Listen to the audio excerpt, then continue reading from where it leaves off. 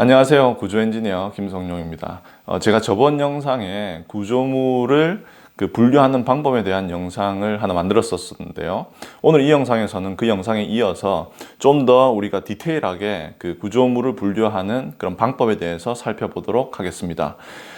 오늘 이 영상으로 그 구조물 분류에 관한 이야기는 마칠 수 있을 것 같습니다. 그 얘기는 뭐냐면 오늘 영상까지 보시면은 좀 아무리 어려운 구조물의 분류, 그런 구조물의 이름에 관한 그런 내용을 보시더라도 그게 어떤 구조물을 이야기하고 있는지, 거기에서 중요한 부분은 무엇인지 그 이름에서부터 벌써 알아차릴 수 있으리라고 기대를 합니다.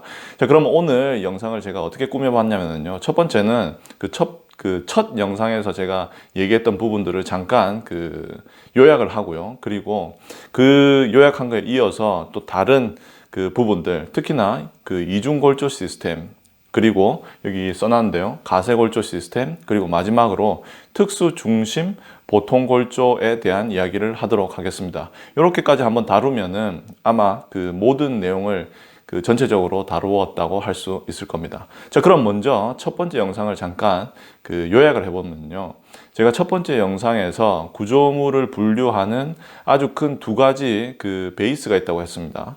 첫 번째는 건축 재료였죠. 건축 재료에는 뭐 철근 콘크리트가 될 수도 있을 테고, 합성 부재가 될 수도 있을 테고, 철골 구조가 될 수도 있을 것입니다.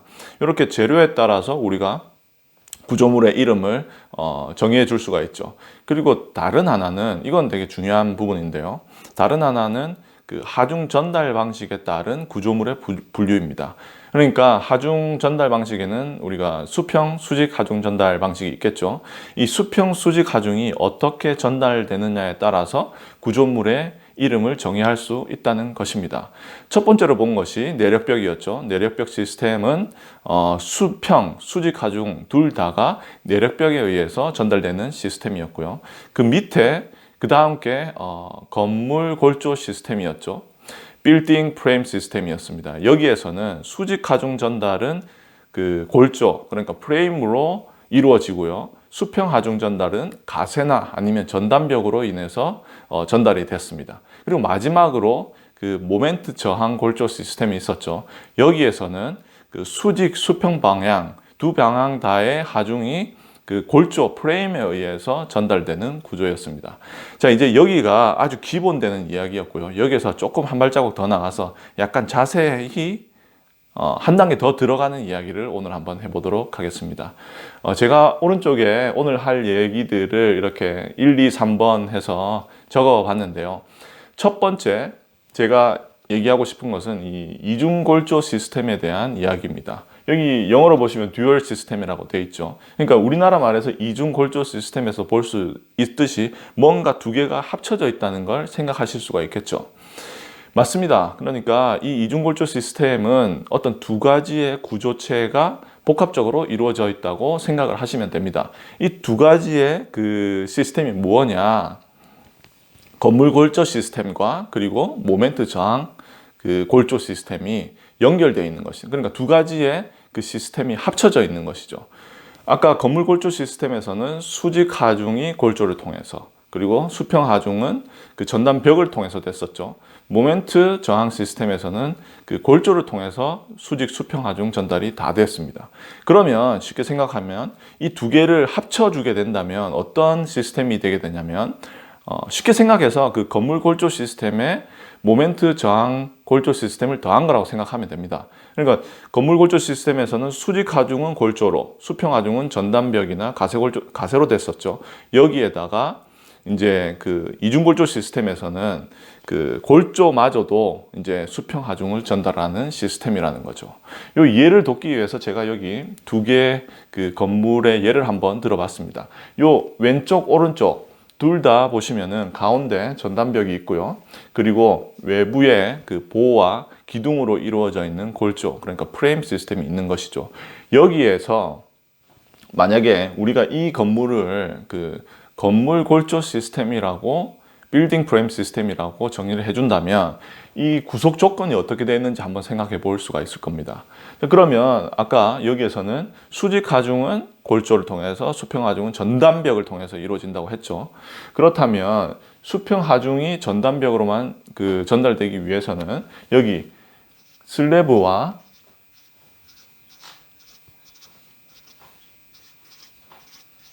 기둥 아니면 보와 기둥의 연결이 핀 접합으로 이루어져 있어야 되겠죠. 여기에 힌지 접합이 되어 있어서 수평 하중이 아무리 작용을 하더라도 보와 기둥 또는 슬래브와 기둥은 같은 거동을 하지 않고 오로지 이 힘은 전단벽으로만 전달이 된다는 것이죠.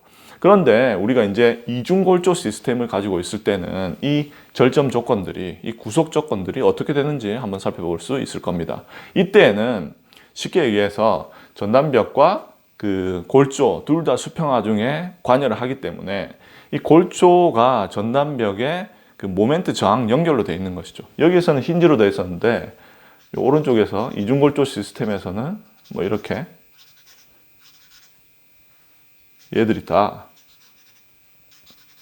모멘트 저항 연결로 되어 있는 것이죠. 그래서 이 지금 그림으로 봤을 때는 전단벽이 차지하는 강성이 골조가 차지하는 강성보다 훨씬 더 크게 보이겠죠. 그래서 대부분의 힘은 전단벽을 통해서 전달이 되지만 그래도 적지 않은 힘이 골조를 통해서 전달이 됩니다. 이때 이제 각 이중골조에서도 시스템의 정의마다 이 골조가 부담해야 되는 그런 힘의 양이 정해져 있죠. 최소한 25%의 수평 하중을 견디라고 그렇게 규정에서는 정의를 하고 있습니다. 자, 이렇게 이제 듀얼 시스템, 그러니까 이중골조 시스템에 대해서 알아봤고요. 그 다음은 우리가 가세골조에 대해서 좀 알아야 됩니다. 여기 브레이스드 프레임 시스템이라고 되어 있는데요. 그러니까 가세골조 시스템이 이렇게 생각하시면 됩니다. 골조가 있는데, 그러니까 프레임이 있는데 이 프레임이 가세로 연결이 되어 있는 것이죠. 그래서 얘의 강성이나 저항력이 커지게 됩니다. 그렇게 생각하시면 되고요. 그러면 이 브레이스가 있는데 이 가세가 있죠. 가세가 어떤 모멘트 골조 시스템을 보강을 해줄 텐데 이 가세가 놓인 위치 절점 조건에 따라서 얘들의 이름이 달라지게 됩니다. 하나는 중심 가세 골조고요. 다른 하나는 편심 가세 골조입니다. 중심 가세 골조는 왠지 뭔가 중심이랑 관계 있을 것 같고요. 편심 가세 골조는 가세가 있는데 얘가 편심을 가지고 연결되어 있다는 뜻입니다. 그림을 통해서 한번 쉽게 이해를 해보도록 하겠습니다.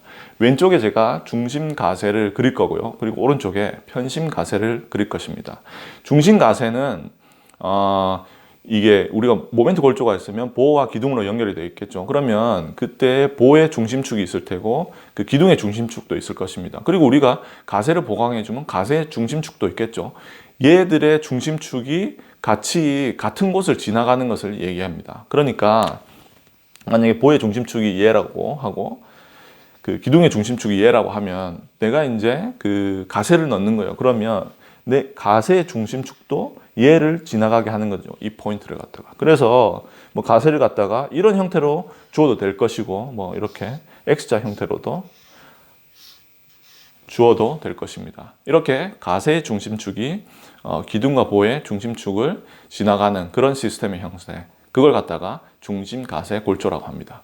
자, 그럼 편심 가세는 어떨까요? 이때에는 가세가 보나 기둥의 중심축에 비껴나가서, 그러니까 편심을 가지고 위치에 있는 것입니다.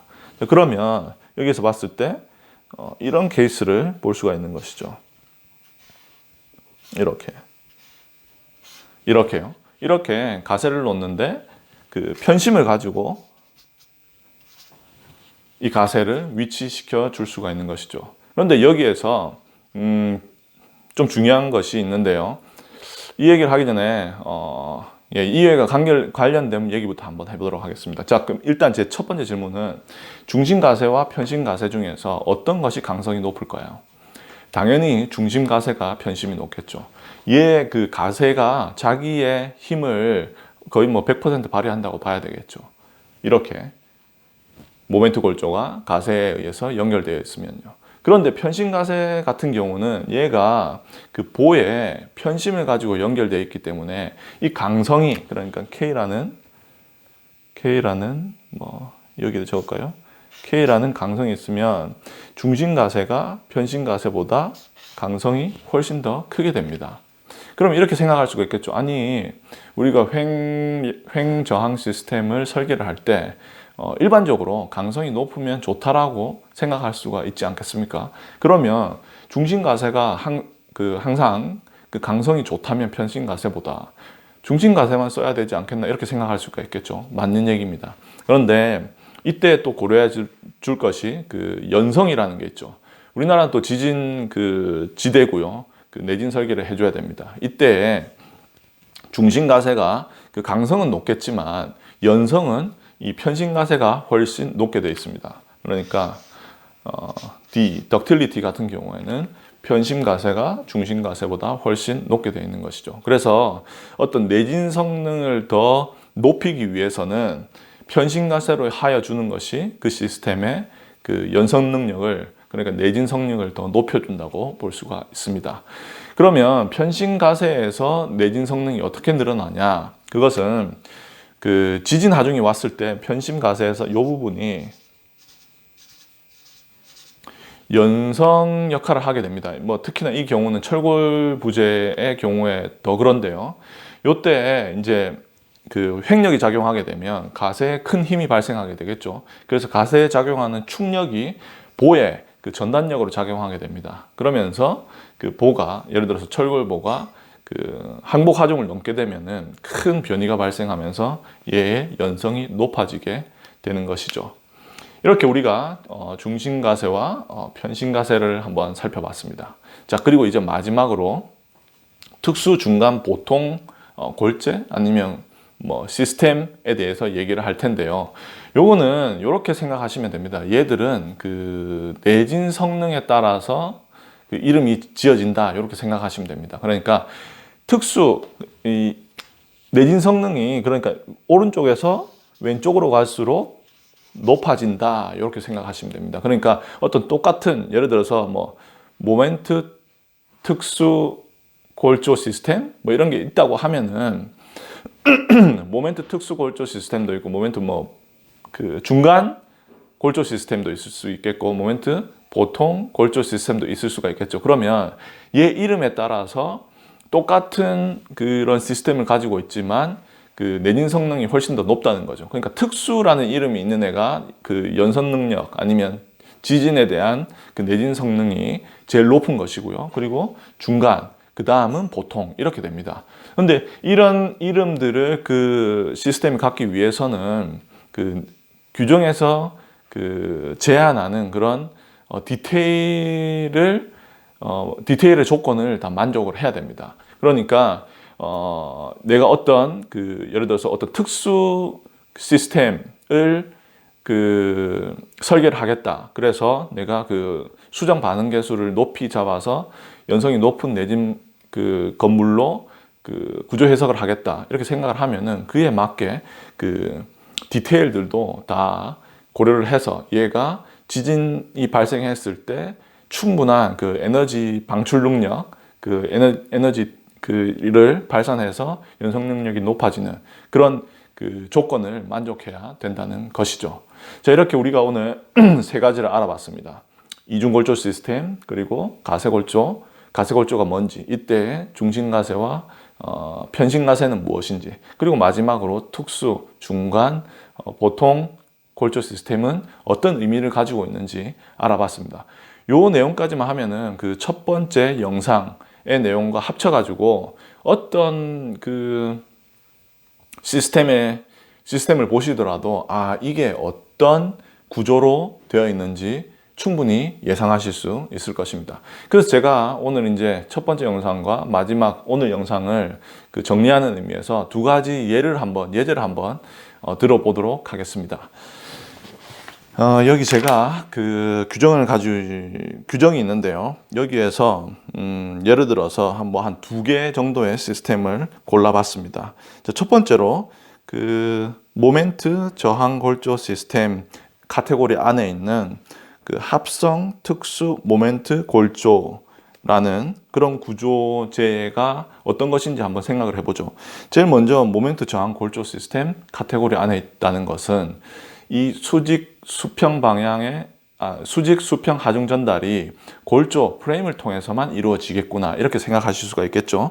그리고 그 밑에 합성 특수 모멘트 골조라고 되어 있습니다. 그 말은 이 프레임이 합성 부재로 이루어졌다는 말이죠. 아마도 뭐 거의 철근 콘크리트랑 그 철골의 합성 부재로 이루어져 있겠죠. 그런데 얘가 특수 모멘트 골조라는 겁니다. 그렇다면은 얘가 아주 높은 그런 연성을 내진 성능을 가지고 있는 그런 골조라고 볼 수가 있겠죠. 그러면 그때 얘가 그 높은 연성을 가질 수 있게 또 그에 상응하는 디테일도 우리가 고려를 해줘야 된다는 것도 알 수가 있습니다. 그래서 얘 옆에 보면은 지금 반응 수정 계수가 8로 나와 있습니다. 아주 높은 숫자죠. 이렇게 우리가 그 모멘트 저항 골조 시스템에서 합성 특수 모멘트 골조가 무엇인지 이렇게 쉽게 추측을 해볼 수가 있고요. 그리고 또 오늘 이중골조 시스템을 배웠으니까, 그리고 가세골조도 배웠으니까 여기에 관련된 다른 시스템 하나를 한번 들어보도록 하겠습니다. 두 번째는 카테고리는 특수 모멘트 골조를 가진 이중골조 시스템입니다. 여기 카테고리 내에서 철골 편심 가세 골조가 있어요. 그러면 이게 어떤 구조인지 다시 한번 생각을 해보죠. 특수 모멘트 골조를 가진 이중 골조 시스템. 일단 먼저 이중 골조 시스템이라는 말은 그러니까 이 어떤 시스템이 있는데 얘는 두 개의 시스템이 합쳐진 거구나. 하나는 모멘트 그 골조, 그죠? 그 모멘트 프레임으로 이루어진 골조로 이루어진 것이 있는데 얘가 수직 하중도 그리고 수평 하중도 받아내겠구나. 그리고 또 다른 그 내부에 전단벽이나 아니면 가세가 있겠구나. 얘들이 또 모멘트 골조와 그 같이 거동을 해서 이 수평 하중을 받아내 주겠구나 이렇게 생각할 수가 있겠죠. 그리고 나서 그 앞에 특수 모멘트 골조입니다. 이 말은 이 모멘트 골조는 특수라는 그 정의가 앞에 있으니까 연성 능력이 지진의 그 내진 성능이 아주 높겠구나라는 걸 생각할 수가 있겠죠. 그리고 그 밑에 이제 이름이 있습니다. 철골 편심 가세 골조. 그렇다면 아까 그 내부에 있는 아니면 그 골조와 같이 프레임과 같이 지진을 아니면 횡력을 저항하는 시스템이 가세구나. 이 가세는 근데 철골로 이루어져 있구나. 그리고 이 철골 가세는 이렇게 편심을 가지고 그 보에 연결이 되어 있겠구나 라고 생각할 수가 있습니다. 여기서 또 다른 하나를 말씀드리자면은 여기 제일 처음에 제가 특수 모멘트 골조를 가진 이중 골조 시스템이라고 했습니다. 그러면 이제 대부분 얘가 편심 가세를 가질 확률이 높겠구나 이것도 생각할 수가 있겠죠. 그러니까 중심 가세보다 편심 가세가 그 내진 성능이 높고 다 그런 건 아닙니다. 요 밑에 보면 특수 중심 가세 골조도 있어요. 그렇지만 이 특수 모멘트 골조를 가진 이중 골조 시스템에서는 편심 가세를 가질 수 있는 확률도 좀 높을 수 있겠구나라는 걸 이 밑에 있는 세부적인 그 분류에 들어가기 전에도 아마 이렇게 생각을 해볼 수가 있는 것이겠죠. 자, 오늘 이렇게 제가 두 영상에 걸쳐서 그 구조물을 분류하는 그런 방법에 대해서 아니면 구조물을 분류하는 기준에 대해서 말씀을 드렸습니다. 이 영상들을 보시면은 앞으로 어떤 좀 어려운 말로 이루어진 구조물의 이름을 보시더라도 이게 무슨 그 시스템 어떤 구조체를 말하는구나라는 것을 쉽게 예측해 보실 수 있을 것입니다. 자, 오늘도 제 영상을 시청해 주셔서 대단히 감사드리고요. 저는 또 다음 영상에서 또 다른 내용들로 찾아뵙도록 하겠습니다. 코멘트에 질문이 있으시면은 제가 그 내용으로 또 영상을 만드는 데 도움이 되니까 부담 가지지 마시고 코멘트를 해주시면 대단히 감사하게 생각하겠습니다. 자, 그러면 저는 다음 영상에서 또 찾아뵙겠습니다. 감사합니다.